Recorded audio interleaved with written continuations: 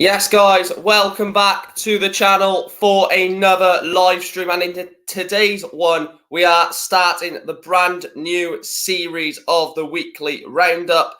League 2 season did get underway yesterday. All 12 fixtures were taking place at Saturday 3 p.m. kickoffs. So we can go through all of the games, look how the table looks after the opening game, look at the team of the week for the weekend, basically, and just delve into the week's action. Lewis is in, and he says Bluebirds. Luca is in the chat as well. Thank you, Luca, for tuning in. And obviously, Cardiff fans, I live rent-free in their head. They can't stop talking about me. So, thanks for tuning in, Matt, and thanks for commenting and getting involved. Like I said, always in their heads. Only joking. But without further ado, let's get on with the video. Or with the live stream. So I'm going to get it on this sort of format. So as you can see, obviously the league table there, we will go into the first match, of course. Hang on, let me just get this on. There we go. So the first match, we go in alphabetical order, of course. That's the best way to start. Was Bradford City 0, Doncaster Rovers 0. Now, going into this game, I have to admit, I thought both teams were going to be up there. I thought it was going to be an entertaining game. I thought Bradford were going to get sort of the better of Doncaster in this game. But like I said, a 0-0 draw for both teams is, I'll probably say this pretty much for all of the games. The opening game of the season, it's just don't lose. If you don't lose the opening game, you can push on from that. If you lose it, obviously it's a lot more to push on from the previous week. But basically just avoid defeat on the opening day is sort of the moral of it. Looking at the Bradford team then that started the game, Harry Lewis in goals, Brad Halliday, Matt Platt, Critchlow Noble, Liam Rydell, Ryan East, Richard Small with the new Bradford City captain with an 8.0 as well. Fantastic performance. Ossa Deby off the right, Lee Angle off the left. Jamie Walker sat behind Dane Oliver. For Doncaster, it was Jonathan Mitchell in goals. A back four of Kyle Noyle, Roshan Williams, Joseph Olowu, James Maxwell. Three in midfield, Kyle Hurst, the captain, Adam Clayton and Liam Ravenhill. On the right, Lee Tomlin. On the left, Harry Biggins. And up front, George Miller. Bradford did bring on Levi Sutton, Andy Cook, Harrison Chapman and Kian Harrott, who got sent off. Josh Andrews, Jack DeGrucci and Tom Anderson and Adam Long all come on for Doncaster Rovers. Now, if you look at the stats for the game, 80% possession for Bradford City, 20% possession for Doncaster, 22 shots compared to the 3 of Doncaster, 2 of those 22 on target. And the 2 players that got sent off, Lee Tomlin got sent off for Doncaster Rovers. The first yellow just before half-time was for time wasting. And then, obviously, consequencing for that, the argumentation, which sort of followed the decision. And yeah, so, that's why he got sent off. And Kian Harrott sent off for violent conduct. Let's go through a few of your comments. Afternoon to James. Thanks for tuning in, James. Chris, hope you're well. Lewis says Barrow are massive. I said 2-2 for this game. I can't remember what I said. I think I said 2-1 Bradford. Chris, you're the guy, yeah. And Luca saying big up to you as well, Luca. We're currently sat on 16 likes, guys. So let's get these likes up. Let's get 20 likes on this stream. That'll be absolutely muchly appreciated. So that is the first game then. Bradford taking on Doncaster Rovers. Ended in a 0-0 draw. In that one, obviously didn't go the way that I expected. I expected it to be a lot more sort of one-sided in Bradford's favour. Moving on to the next game then. No, I'm not doing championship predictions, Matt. This is literally a League 2 channel. Let's have a look what James says. He says, very physical it got, as we saw with the red card incident. Yes, absolutely. That was obviously the red card for Kian Harrott, sorry. You'll have to check the prediction video, Lewis. Oh, no, Reese is doing one-off guests, so it's a different guest every week. I am good. I thought Newport got decent draw. Sutton, decent. We'll get into Newport Sutton in a little while. Moving on to this game then. Leyton Orient 2, Grimsby Town 0. Looking at, obviously, the goal scorers, it was George Moncur and Tom James who scored the goals for Leyton Orient. George Moncur scoring from the spot, with Thomas James scoring 7 minutes later, deep, or into the second half for Leyton Orient. By the 56th minute, the game was dead and buried for them. Looking at the teams then, Lawrence Vigouroux with an 8.1 in goals, a back four of Omar Beckles, Daniel Happ, Adam Thompson and Tom James at right back. Rob Hunt, Darren Pratley, the captain, and George Moncur in midfield. Very strong midfield. That is this season. George Moncur, Pratley and Rob Hunt. Theodore Archibald on the right, coming in from Lincoln City. Paul Smith on the left. And very, very good striker, Ruel Sutrio up front. For Grimsby, it was Max Crocombe in goals, Michael Effete or Mitchie Effete, Luke Waterfall, the captain, Andy Smith and Driscoll Glennon, Bryn Morris, Kieran Green and Gavin Holohan, with Brendan Kiernan, John McAtee and Harry Clifton as the front three. Potentially, Matt, I might do a League Two roundup video of the transfer on the final day of the transfer window, or the 1st of September. I might do that. Looking into the stats then, so 49% possession for Leyton Orient, 51% possession for Grimsby. Pretty equal on the shots, pretty equal on the shots on target as well. But, it's just, like I said, Leyton Orient are going to be a difficult side to watch next season, because they're not going to have much possession, but they are going to get wins. And man of the match goes to Lawrence Vigouroux, probably keeping out all of the Grimsby shots, 6 on target that Grimsby had, and Lawrence Vigouroux kept them at bay. Moving on to the next game then. This one was a very interesting one. AFC Wimbledon 2, Gillingham 0. Before we get into that, I will go back into the comments, of course. Do get your comments on all of these as well, guys, on all of these sort of videos and games, basically. See what you guys think of these games. But again, back League Two channel, Grimsby going to be one of those teams who's battling for survival. Absolutely. James says, I could be wrong, but it's going to be a long season for Grimsby.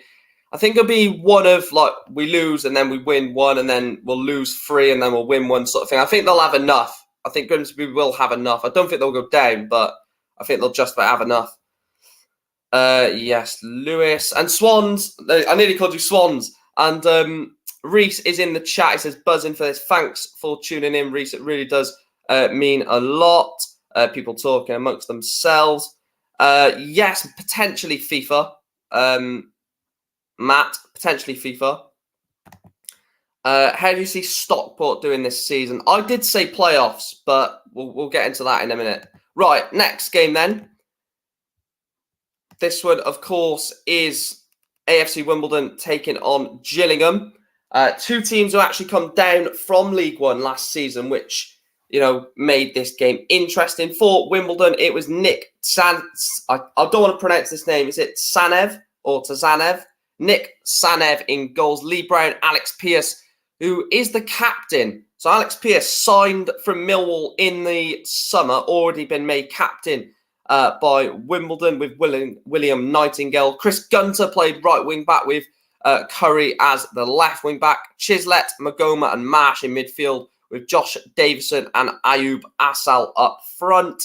For the visitors then, it was Glenn Morris in goals, back four of Will Wright, Max Emma, Elkin Baggett, Ryan Law. Captain Sean Williams alongside Newport's own Dom Jeffries. Obviously, he was born in Newport. He is a Newport Academy graduate. Great to see him playing Football League. Jordan Green on the right, again, former Newport player. Scott Casket, new signing on the left. Ollie Lee sat behind new signing Michael Mandron. Looking at the goal scorers then, they did open the scoring inside the 15th minute with Ethan Chislett with the goal. And then 71st minute, Jack Curry from left wing back doubled the lead and got the win for Dons. Moving on to the stats from the game, 54% possession, 46% in favour of Gillingham. 7 pretty much equal on the shots. Wimbledon's 5 of Wimbledon's 7 shots were on target. That's a decent conversion rate. Passing, pretty much equal on that in terms of the accurate percentage of the passes. I think you'd probably say that they were the better team, Wimbledon, in the game. That is 100% certain. They were better than Gillingham. Let me get back onto that. Before we get into the next game, let's take a few more comments. It's always going to be hard to juggle the comments and this at the same time, but we will. I was the only one to predict Stockport saying they'll have a wake-up call. I think it's the opening game. We will get into the Stockport game in a minute, of course. I'm good, man. How do you see Barrow? Like I said, I think they'll just about stay at Barrow, just like Grimsby. Wimbledon finally won a home game in 15 or 16. I think it is confident boost for them. Exactly. 100% agree, James. Mid-table, Pete Wild knows what he's doing. Good manager, brought in good quality, experienced players, which is what we need. Some people top 10 who aren't even Barrow fans. Fair enough. Right, moving on to the next game then. I need to run through these a bit quickly.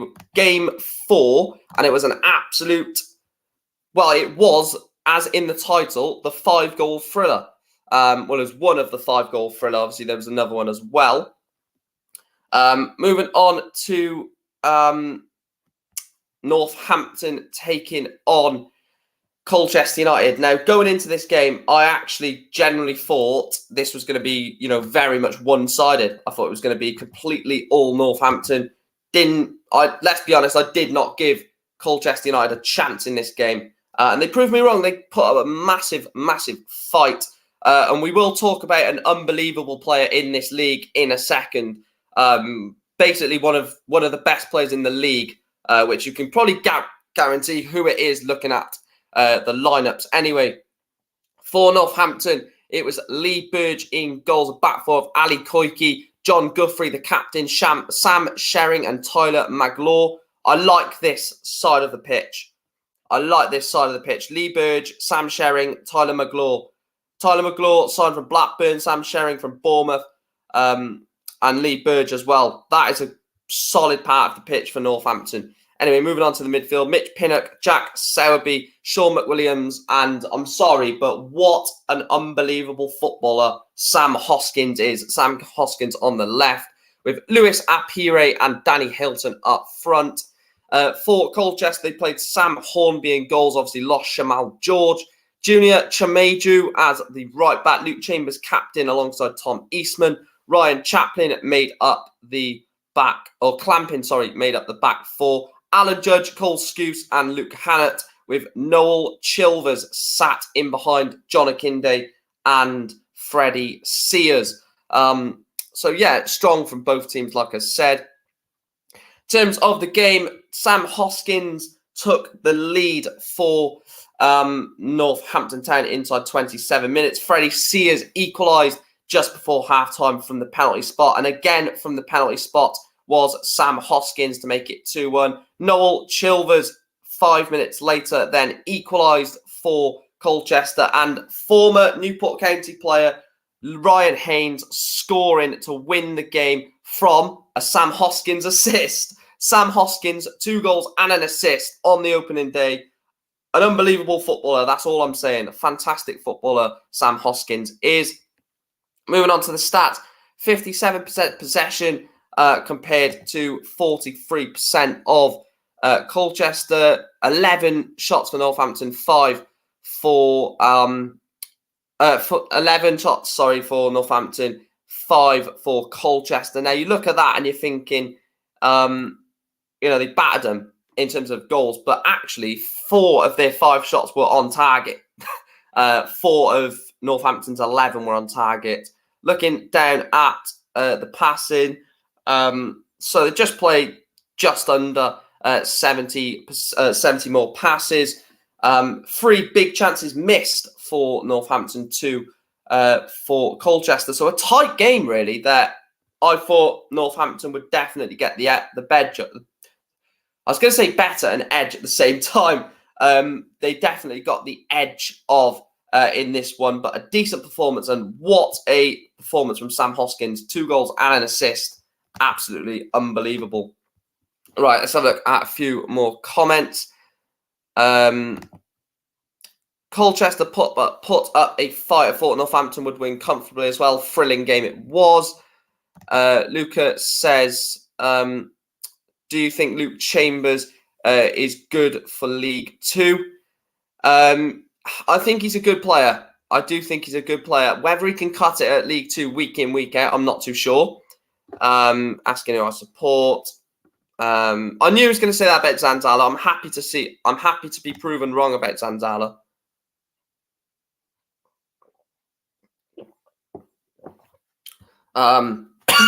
Bloody hell. And Reese says there, these roundups will get good views after stream. I hope so. I really do hope so. Moving on to the next game then.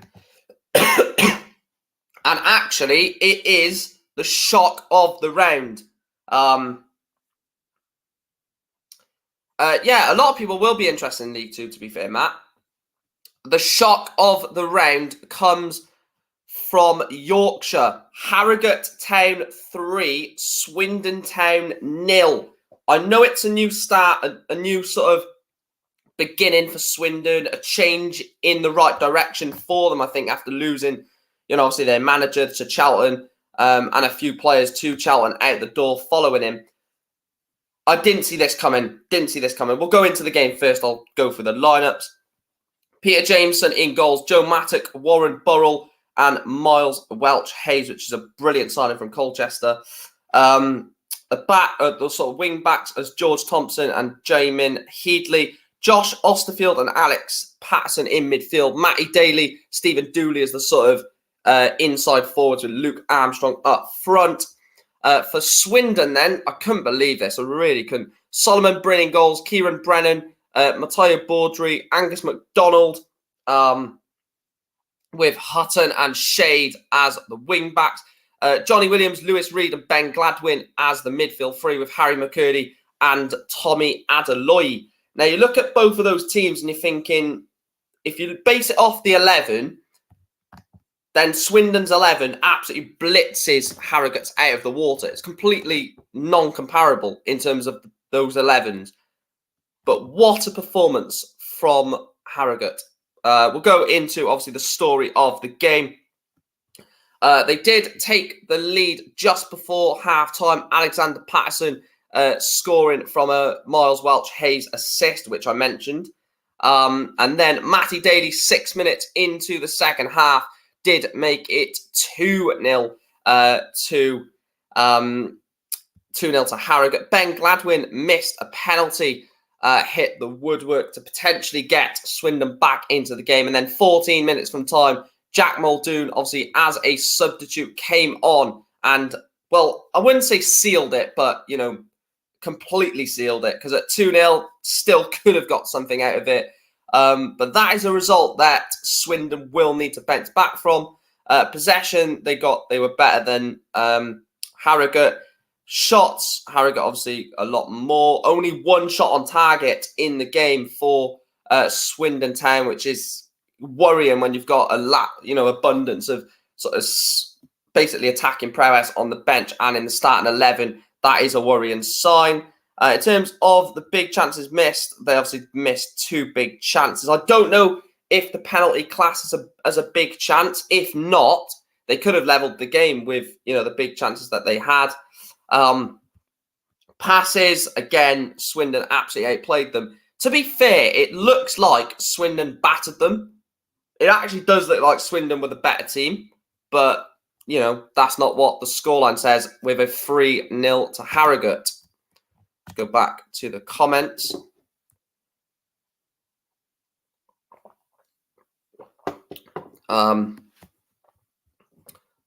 Chris saying, ha ha ha, McCurdy, and then I can't say the word.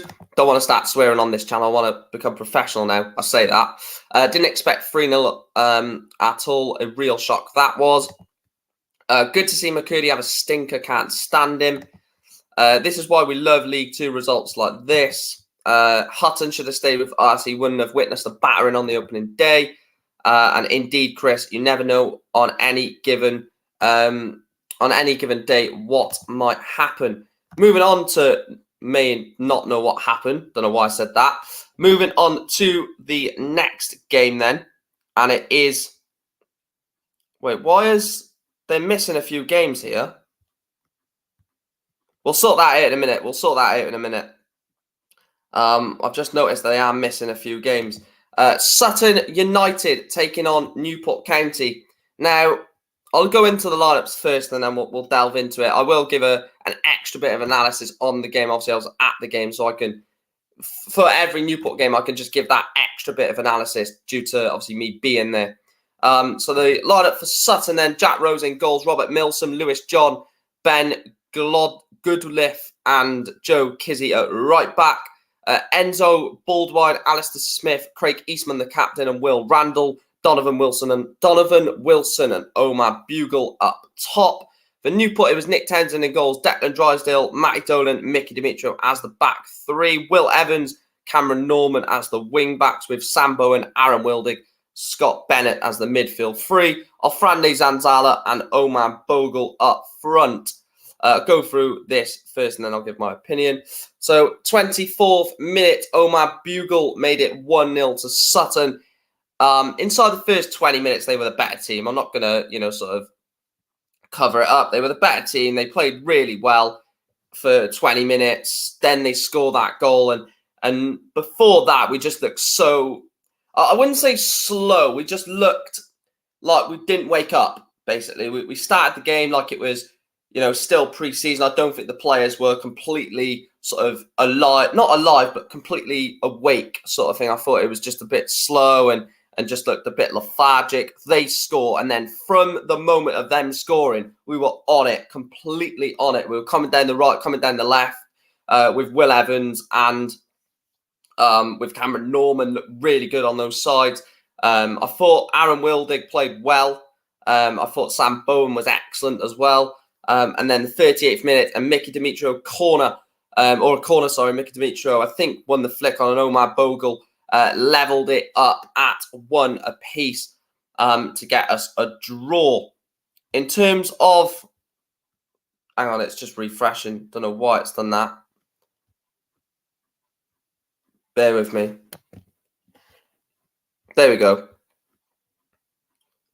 In terms of the stats, 52% possession for Sutton, 48% for us. 17 shots we had compared to their 12. Both had 3 on target. In terms of the passing, again, nothing in the passing at all. It was a very much equal game in that. Big chances missed. Where's it gone? Wasn't it not? I guess we didn't really miss any big chances, to be honest. However, I will mention, I'll go into an extra bit of analysis now, obviously, as Newport. Like I said, first 20 minutes started really slow.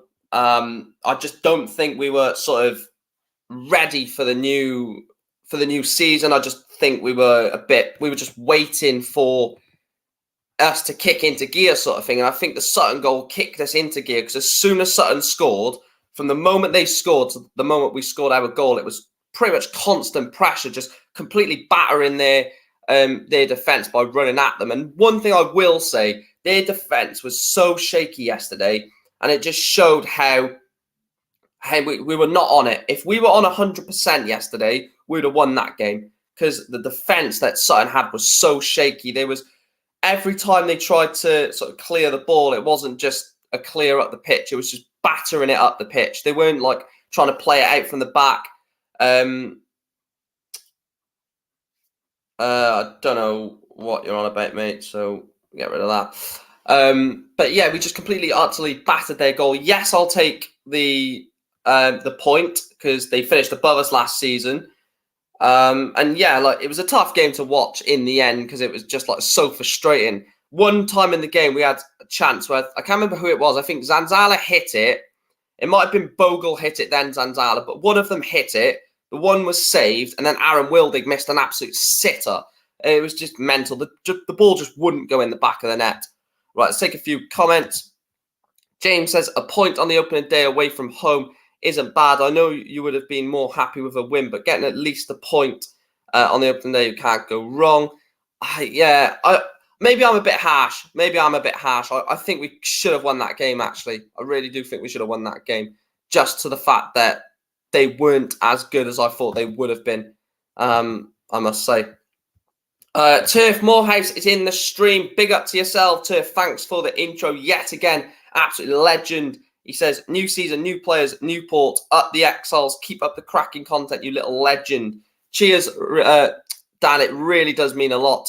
You coming in and saying that. Reese obviously saying up the boil. Let me try and, because I want to get the fixtures, but for some reason it's missing a few of the fixtures. I don't know why. So I'll try and refresh this and see if we can get it working. If not, we'll have to go. Oh, we can do this, can't we? By round. Yeah.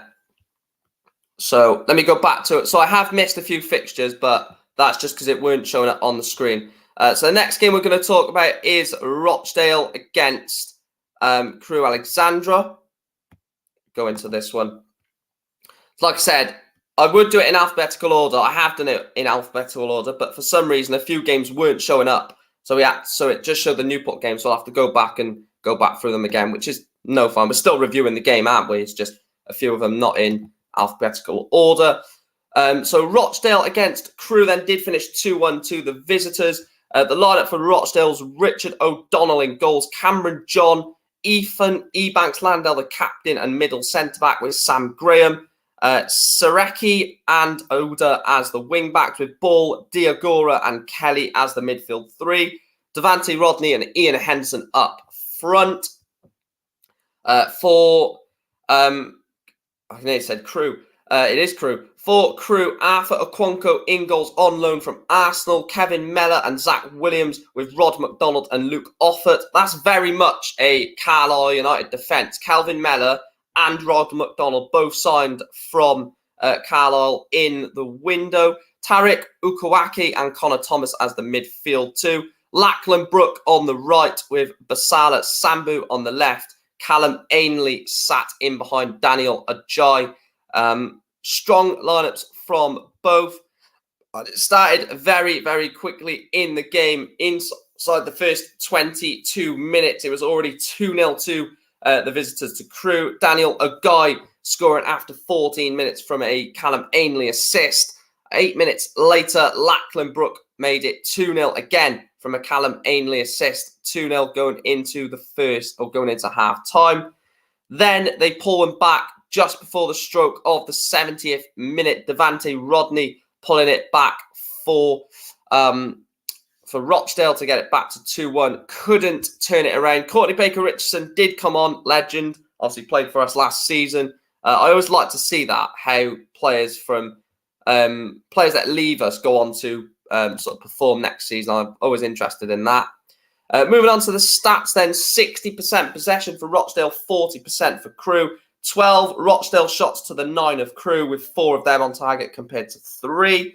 In terms of big chances missed, Crewe did miss 1 big chance, with Rochdale missing 0. Again, 8 played them on the passing, 8 played them on the accurate passing. To be honest, I think looking off those stats, basing it off the stats, like I said, didn't watch the game, so obviously, so I sort of can't give a full explanation. But basing it off those stats, you would feel as though Rochdale were potentially hard done by. Looking at them stats, they battered them in, well, not battered them, but they beat them in pretty much every stat. So that is an interesting thing to look at throughout the season on these weekly roundups, how the stats can make the result look or make it feel like it should have been the other way. So that's how that one ended up. going back to the fixtures, the next game we're going to look at is, we'll get back on there. Next game we're going to look at is Salford City against Mansfield Town. Now, this one, a game where, I thought we're going to have... what's it done there? A game where I thought we're going to have an equal game. I said 2-2 for this one, purely based off the fact that both teams, I think, will be up there.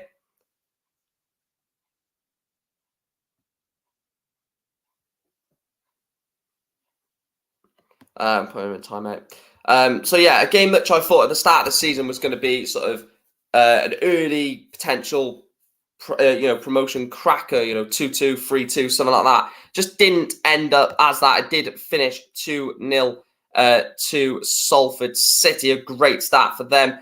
Salford team to start the game was Tom King in goals, back three, Jason Lowe, Theo Vassell and Richard Narty. Very strong backline. Ibo Torre, left wing-back and captain, with Liam Shepherd, right wing-back, former Newport County player. Ryan Watson, Elliot Watt in midfield, with Connor McElhenney sat in behind new signing Callum Hendry and Brandon Thomas Asante. One thing I will say, both strikers scoring on the opening day is such a great feeling.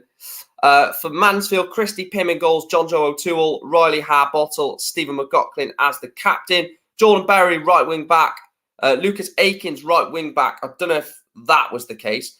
George Maris, Steve Quinn, Hiram Boateng, with Reese Oates and new signing Will Swan starting for Mansfield Town. Looking at the game then, it took Callum Hendry 5 minutes into his competitive debut as a Salford City player to take the Ammies, or to bring the Ammies 1-0 in front. And then it was only 23 minutes later, which Brandon Thomas Asante, after assisting for Callum Hendry, doubled Salford's lead with the second from assist from Connor McElhenney. Moving on to the assists, 39% possession for Salford City, with 61% in favour of Mansfield. 14 shots for Mansfield against 8 of Salford. 4 of those 14 on target, 3 of Salford's 8 on target. In terms of the corners, 9 corners to 3. In terms of fouls, wow, that was a very dirty game. 30 fouls from both teams. Only 2 yellow cards for Salford. Big chances missed, 0 for Mansfield, with 2 from Salford. 11 shots inside the box for Mansfield. You've got to feel for them. 11 shots inside the box, 0 goals. Accurate passes and passes in general. Again, Mansfield blitzed them. Again, it's another one of those where Mansfield have got the better stats. Mansfield have got the better stats, and they've not come away with the win. I don't know how many times this is going to happen throughout the season, but you look at those stats, and if I didn't tell you the score and I told you those stats, you would tell me that Mansfield won the game. But they've lost it 2-0. Like I said, it's a very, very interesting season ahead. And like I said, stats. I know obviously stats are good to base off, but realistically, they're never going to be. The only stat that matters is the one in the top corner, like everyone continues to say. Moving on to the next game then. Before we get into this game, we will have a look at the comments. James says, everyone already asking the question, is it the year Salford go up? I don't think so, in my opinion. I genuinely think they could. I think the squad that they've got now is probably the best squad they've had in a while. I genuinely think it is probably one of the best squads they've had in a while. I think it's the most sort of all-rounded squad for a long time. But then again, there's other teams in the league that will be thinking the exact same. Hate Matt Smith, and obviously Lewis is very looking forward to this. He says, Bluebirds time. Well, it is time for Stockport against Barrow. Go through the teams first. So for Stockport, it was Ben Hinchcliffe in goals with a back three. Mark Kitchen, Fraser Horsfall, and Joe Lewis. Southam and Rydell as the wing backs. Callum Camps, what a signing. Anthony Sarkovic, what a signing. Will Collar, and so, like I said, Savin, with a strike force of Paddy Madden and Kyle Wotton. For the visitors, Barrow, it was Paul Family goals, Sam McCalland from Chelsea, George Ray, Niall Canavan, centre-back and captain with Tyrell Warren. I tell you what, this Barrow team is actually bloody decent. I didn't realise how decent this Barrow team is. Bloody, I'm sorry for all the Barrow fans. Robbie Gotts, Sam Foley, Harrison Neal as the midfield three, with Ben Whitfield, Billy Waters and Josh Gordon. Wow. I'm sorry, Barrow fans. I didn't realise how good your squad was. We've actually got a better squad than what I thought it was from last season anyway. Jeez. In terms of the stats, though, big up to Jordan. Thanks for tuning in. In terms of the stats, in terms of how the game went, Josh Gordon started live for Barrow this season with a fantastic start inside 6 minutes to take Barrow 1-0 up. It then took 14 minutes later for Ben Whitfield to double the Barrow lead before Billy Waters in the 33rd minute made it 3-0 to the visitors. So going into half-time, Stockport must be thinking, wow, 3-0 down at home on our return to the Football League. It took 4 minutes for Anthony Sarkovic from a Paddy Madden assist to get one back for Stockport. And then with 20 minutes to go, a Southern assist to get Paddy Madden off the mark to get to 3-2. And at this point, I generally, or maybe Barrow fans are thinking, no, let's just not concede. Let's not concede to make it 3-3, because that would be really embarrassing after going 3-0 up inside 33 minutes. So, yeah, they probably thought, just hold up shop, don't concede. In terms of the possession, 63% possessions for Stockport, 37 for Barrow, 11 shots compared to 10, 5-7. In terms of big chances missed, Stockport missed 2 big chances. If they would have taken them, you could have probably seen Stockport coming away with the win. So potentially, they've done themselves in the foot by not sort of taking those big chances and passes again. So again, it looks like Stockport, no disrespect, Lewis, but on the stats, it looks like Stockport actually were the better team. And considering how bad they were in the first half, imagine they sort of played that well in the first half. Could have been a whole different story, but it's not. Congratulations to Barrow on that win. Moving on to the penultimate game of the season. I will have a look at the comments before we analyse this one. Let's have a look at a few more comments. Like I said to Jordan earlier, big up. He says big up to you too. James Dunlop, don't know why I said James Dunlop. James says, fair play to Barrow, great win for them. Stockport fought hard in the second half, but wasn't enough to salvage a point. The pen offside incident was the main talking point from what I saw on ITV. Yeah, I saw that. Did see that. Harrison Neal is one to watch this season. He's class. Chris Welch says, class result for Barrow, ripped Stockport a new one in the first half. And he says, second half, yes. First half, we dominated. Yeah, and by a 3-0 lead as well, Lewis. You didn't just dominate, you ripped them apart, like Chris said. So, fantastic result for Barrow there. Moving on to the penultimate game, like I mentioned, Tranmere Rovers 1, Stevenage 2. The lineups for this then, Tranmere, and this is why I said Tranmere will not get playoffs. I just don't see any consistency with Tranmere. Finally, I might be proven wrong on a bloody point for once. I think they'll finish high, like maybe 9th, 10th, 11th. They're not going to get promoted. Ross Doohan in goals, Bristow, Robinson, Jameson, Byrne and Dask. Cogley as the back 5.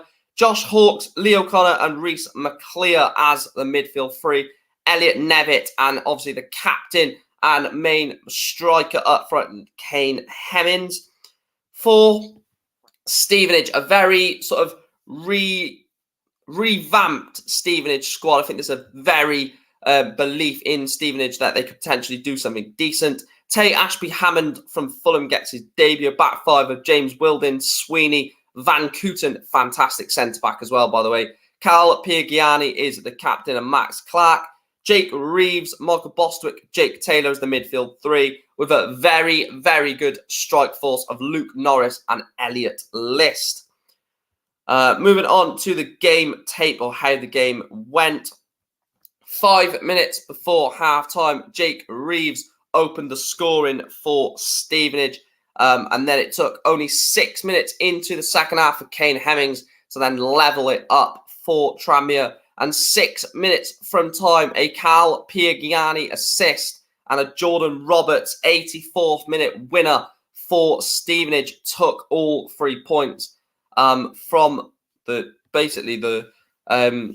Tranmere. In terms of the stats, 58% possession compared to 42, 8 shots compared to 16 of Stevenage, doubled the shots, more than doubled the shots on target as well. Also, 6 big chances missed for Stevenage. Passes, Stevenage were less than, but you're going to expect that. They don't pass the ball well. I think Tranmere do pass the ball very well. In terms of fouls, 15-9. I've got to be honest. Stevenage battered them. Stevenage absolutely battered Tranmere Rovers in that game. Absolutely battered them. Right, let me put a poll in the chat, guys. I'm going to put a quick poll in the chat before we get on to the final game of the weekend.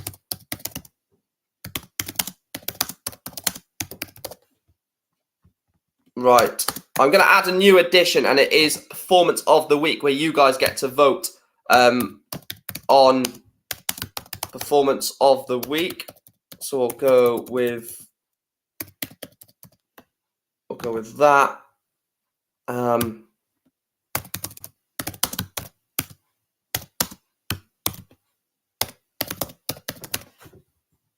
just realised we've missed Carlisle. We're going to have to go back and do Carlisle. I just realised that.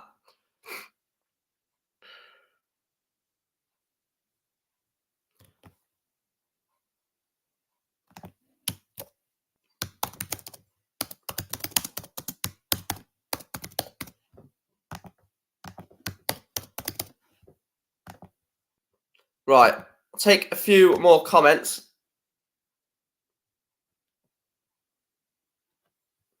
We'll take a few more comments, and then we will. We're going to have to go back to Carlisle. For some reason, it missed it.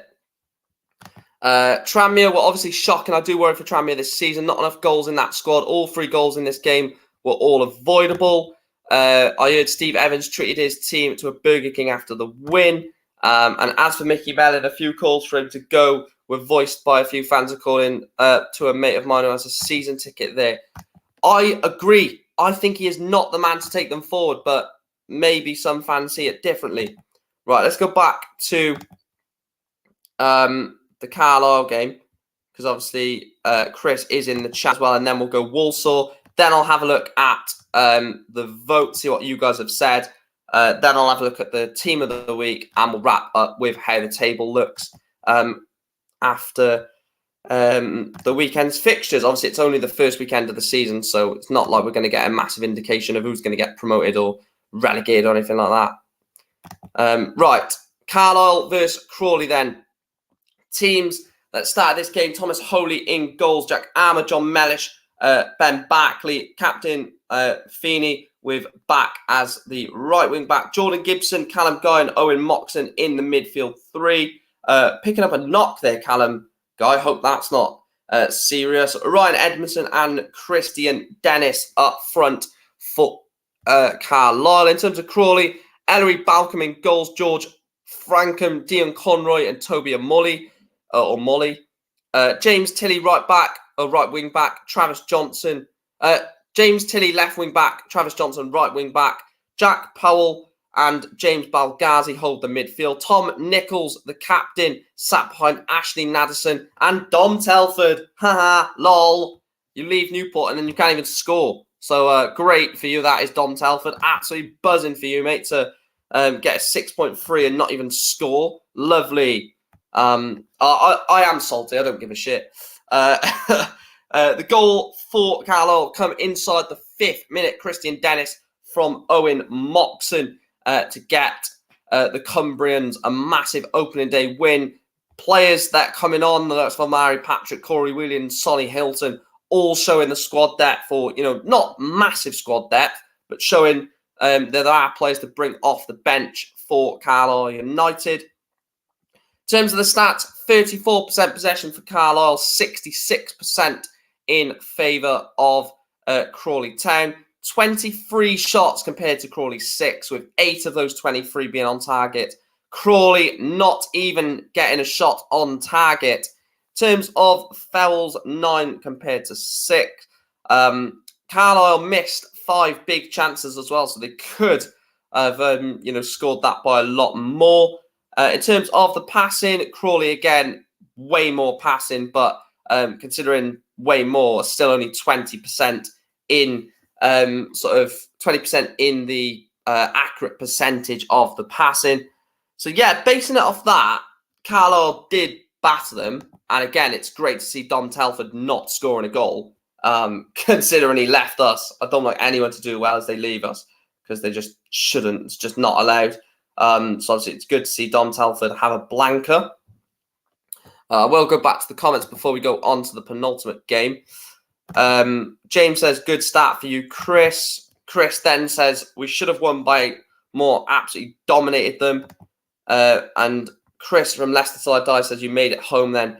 Yeah, I got someone, well, not someone, one of my very good mates paid for me to have the coach rather than wait for the train at 9 a.m. So massive appreciation to him for that. Really did mean a lot. And Chris says, that's only negative. We didn't score more, but nothing better than a win and a clean sheet. Yeah, that's what I would say. That's exactly what I would say. You should have scored more. It's annoying that you didn't score more, but at the end of the day, you've won the game, and you're off the mark with a win. It's nothing more than you can ask for. Moving on to the final game of the game week, and this is one that I didn't see coming in terms of the scoreline. I saw it coming in terms of the result, but Walsall 4, Hartlepool United 0. 4-0 win for Walsall in this one. Newport 1-1, Chris. 1-1 against Sutton. 1-1 against Sutton in that. Please, by the way, before we get into this penultimate game, this final game, sorry, before we review the final game of the week, if you haven't done so already, please absolutely smash that like button. We are currently on 20 likes at the moment. Please make sure to subscribe to the channel if you are new around here. We are 7 subscribers away from 2.9k. Yes, I was on 3k, but for some reason it might have been just botted account. We have gone back down to 2.89. So please make sure to subscribe and like the channel, subscribe, share, all that good stuff, and get involved, like I said, in the comments of the stream. Moving on then to the final game was Walsall 3. Not Walsall 3, Walsall 4.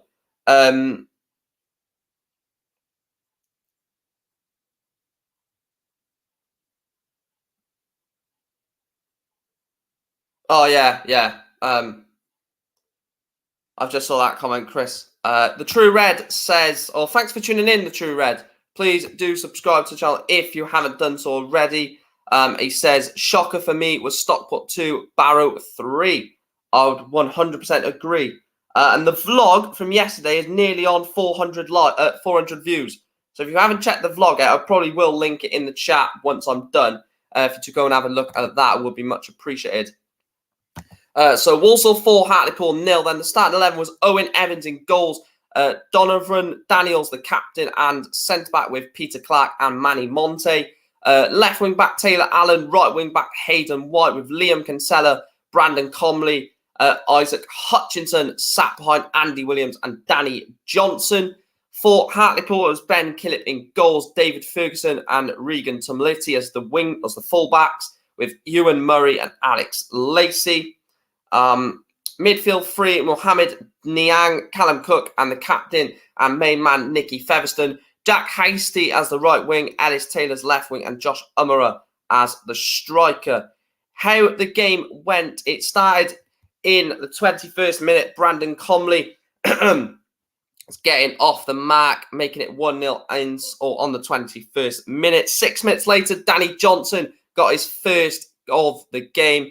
Going into half-time, 2-0 up. You'd expect that. Walsall under Mike Flynn, who we will see next Saturday. Very, very interesting and basically a great start to the game. It took 13 minutes into the second half for Danny Johnson to then make it 3-0. And then 17 minutes from time, Danny Johnson completed his hat-trick.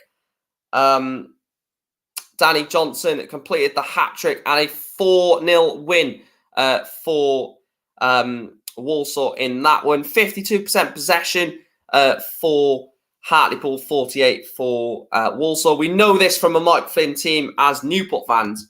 You know, we know that he's not going to be dominating you in terms of possession, but he will just find a way to unlock your defence and score.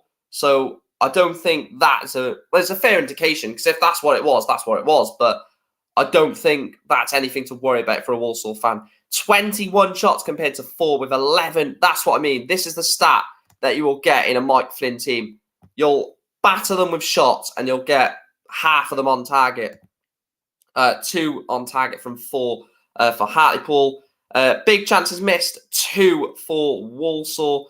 In terms of the passing, again, you're going to expect to have less of the ball and less passing. That's exactly what a Mike Flynn team is all about. I'm looking at these stats and I'm thinking, that's exactly what we saw Mike Flynn do at Newport. The exact same, because that's his playing style. Just let them have all the ball, counter-attack, hit them on the break, and then score goals that way.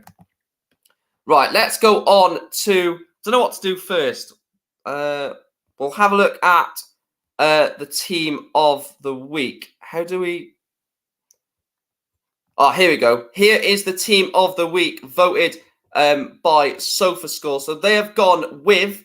this is the Gameweek 1 team of the week for League 2. They've gone with in goals Lawrence Vigouroux with an 8.1, Matty Platt 7.6, with Richard Narty 8.1 and Manny Monte 7.8. Sam Hoskins 8.9 with Tom James 7.6, Richard Smallwood 8, Alex Patterson 8, Billy Waters 7.8, Paddy Madden 7.8, and of course Dan Johnson, player of the game week, 9.4 for Danny Johnson in that one. Obviously, he did score a hat-trick against Hartlepool. You're going to get a high rating if you score a hat-trick, and obviously his game was probably good as well. It wasn't just the hat-trick, I'd imagine. Right, looking at the table then in or after the first game week fixtures. I'll take this banner off screen so you can see it properly. First game week fixtures then, looking at the top of the table. Walsall lead the way, obviously, with a 4+4 goal difference. Harrogate and Wimbledon stay in the top 3 places, with Leyton Orient, Salford, Barrow and Northampton all sort of taking up the playoff places. Crewe at 8, 9 Stevenage, and then 10 for Carlisle. And then all the teams that got a point: Newport 11th, Sutton 12th, Bradford 13th, Doncaster 14th, and then everyone that lost: Colchester 15th, Stockport 16th, Rochdale 17th, Tranmere 18th, Crawley 19th, Gillingham 20th, 21st Grimsby, 22nd Mansfield, and then the bottom 2, Swindon 23rd and Hartlepool United 24th. So that is the game week review, the game week roundup of Game Week 1 2022-2023 Sky Bet League 2 season. In terms of the vote, I did put a vote in the chat. saying performance of the week. I gave you 3 options. I gave you Walsall's performance against Hartlepool. I gave you Barrow's performance against Stockport.